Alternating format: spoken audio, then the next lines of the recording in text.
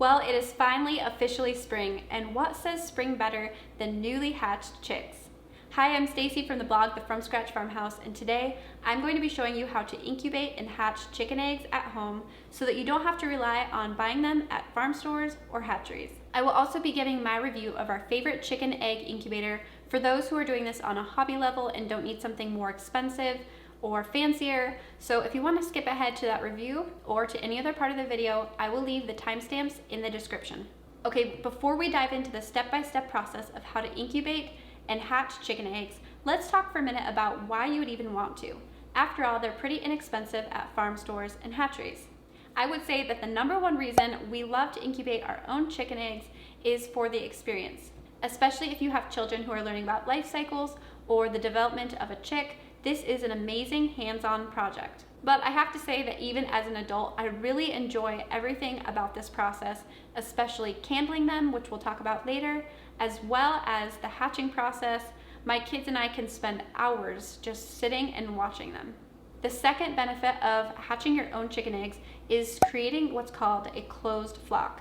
This is where you are no longer bringing in birds from outside the farm and you're just creating your own replacements. The benefit of this is you're not bringing in diseases and health issues that you're not already dealing with. Now for us, we are trying to create a closed flock as far as our laying hens. However, we do purchase meat birds and other poultry. So we are careful to keep those separate so that we're not bringing in those new germs into our established flock. And when we do bring in birds that are going to commingle with our layers, we're going to put them through a quarantine period to make sure that they're healthy before we mix them together. This is an aspect of farm biosecurity that honestly I didn't give much thought to as a new homesteader, but over the years I've really come to find how much time and energy and heartache it saves. Some diseases and health issues can even live in the soil for long periods of time. So it's not even like you could just cull your flock and start over if you get a bad batch or a health issue. This is something that could affect your farm in the long run. The third benefit is, of course, self-sufficiency. It is so rewarding to know that you can replace your flock by hatching your own chicks at home without having to rely on hatcheries or farm stores. The fourth benefit is the financial savings. Now, a few baby chicks do not cost much, but over a long period of time, the savings of hatching your own chicks at home will definitely add up. Okay, we've gone over why you'd want to hatch your own chicks at home. Now let's dive into the step-by-step process of how to do it. And don't worry, I know this is a ton of information to take in all at once, so I've created an easy guide to hatching chicks at home, and that download will be available in the description. Okay, let's start by going over exactly what you'll need to hatch chicks at home. The first thing you're gonna need is obviously eggs. Now, if you have hens and roosters at home, then this will be as simple as collecting the fertile eggs over a period of 7 or less days. As you collect them, you're going to want to make sure that they are clean. Don't keep any that are dirty, and don't try to wash them with water either. If you wash the egg, it will remove the bloom, which is the protective coating on the egg, which could cause health issues as the egg is developing. And you're also going to want to make sure that you're storing them in a cool location.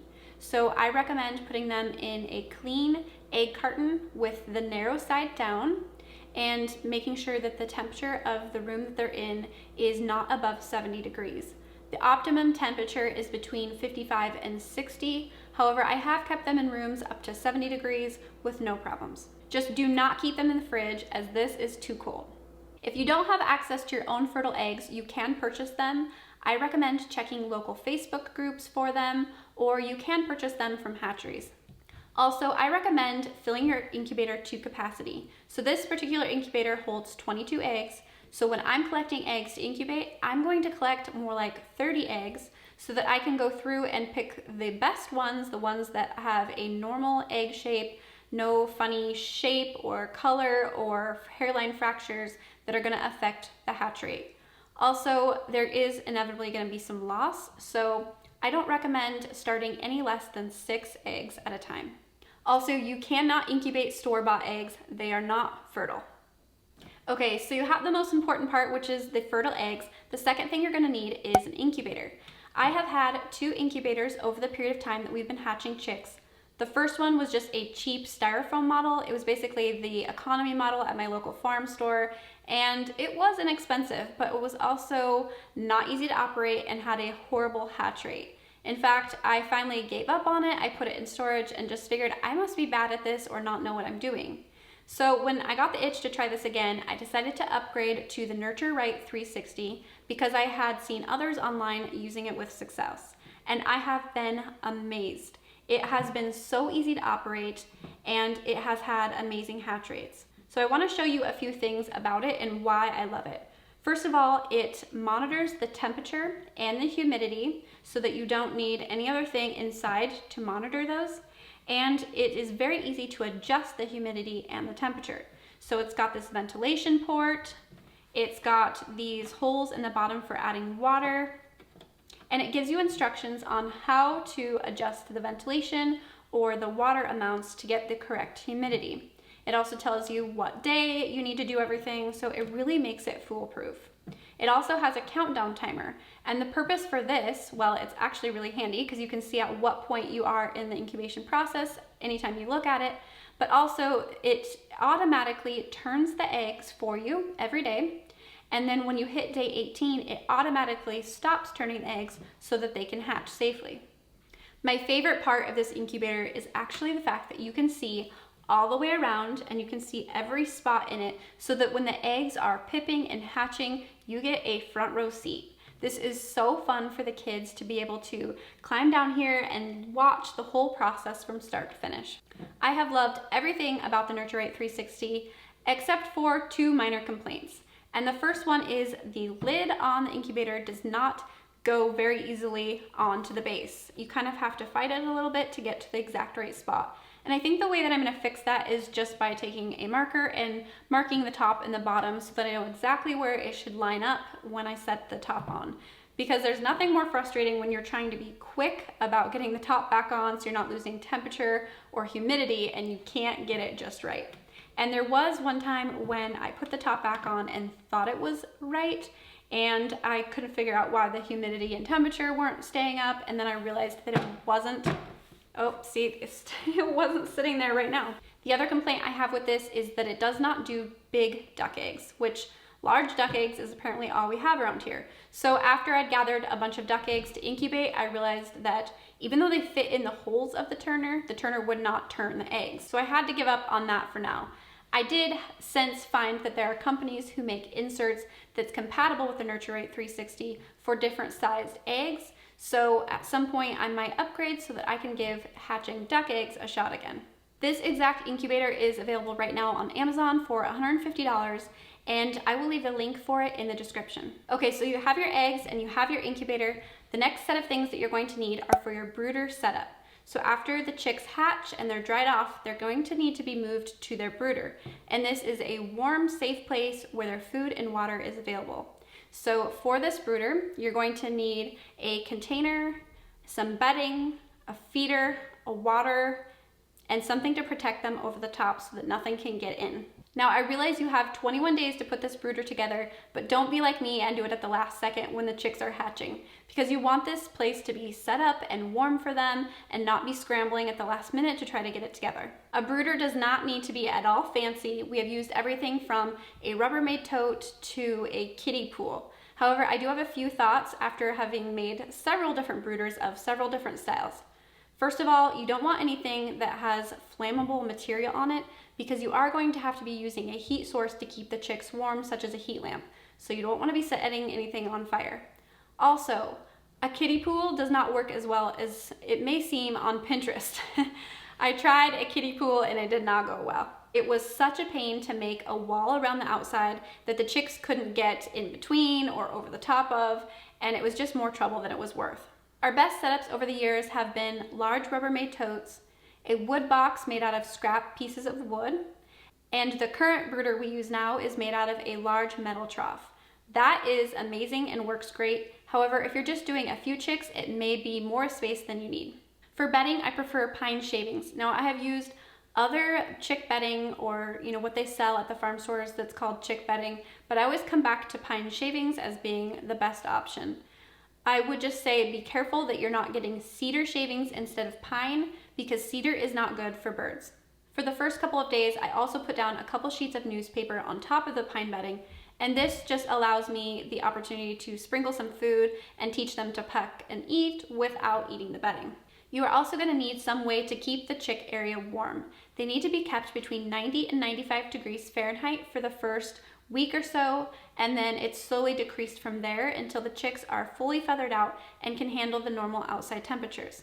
I have found that I love the new brooder plates much better than the traditional heat lamps, so we do use one of those. However, I have found that it's just not enough heat in those first few days, especially since you can't put the food and water under the brooder plate, obviously, so the chicks are getting chilled when they're coming out to eat and drink, which is probably discouraging them from eating and drinking as well.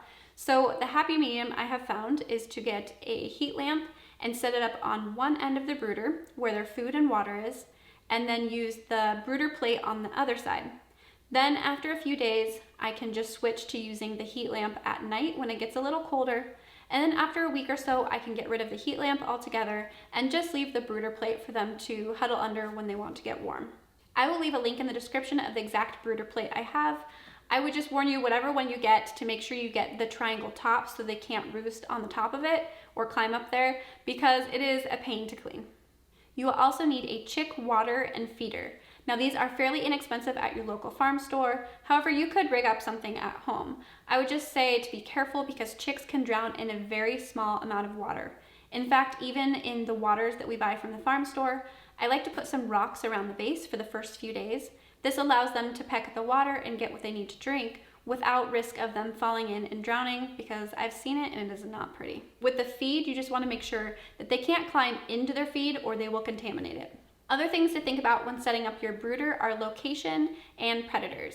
So even if your brooder is inside and you've got house cats, it's something that you're going to need to think about, and covering the top might just be a good idea even to keep children out. So we like to use some poultry netting on top with some clamps, and that just keeps any animals or children from climbing in. As far as location, we have kept ours in an outside shed, and most recently we have kept it in our mudroom since it's just a little warmer and easier to access. However, keep in mind that they put off a ton of dust. So when we've had it indoors, we've had it in our mudroom in a location that's easy to wipe everything down. However, it is still a mess, I will say. But it is super convenient to have it in a location where you can keep an eye out on the temperature and play with the baby chicks. Also, be aware of places that have large temperature fluctuations depending on the season. We have had an outside brooder for those first few weeks and we experienced a lot of loss, and I think it was due to those huge temperature fluctuations from night to day. The chicks will be way more able to handle this after a week or so, so what we do is we keep our brooder in the mudroom for the first week or two, and then we move it outside. When we move ours outside, we put it on our front porch, so it's still accessible and it's close to the house, but it's just keeps some of the dust and mess out there. Okay, so just to review, you have your fertile eggs, your incubator, and your brooder area set up.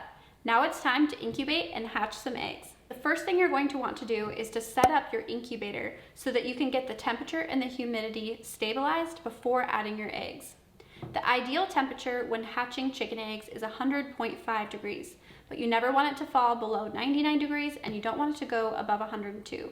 So especially in those first few days, you're going to want to keep a close eye on it. The ideal humidity at this point, up through day 17, is between 50 and 55%.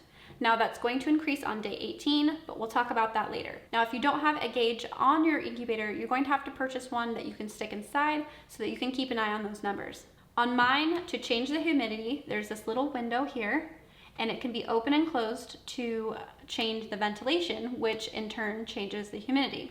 You also have these two ports here, and you fill the hole marked A for the first 17 days. And by keeping this full, it should keep the humidity correct.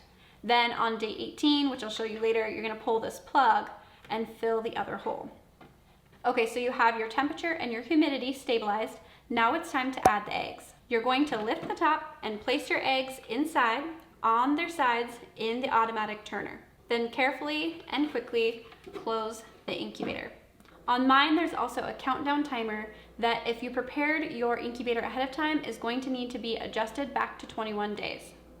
Most incubators nowadays have automatic turners, but if you're working with one that does not, you're going to need to manually turn the eggs 3 to 5 times a day.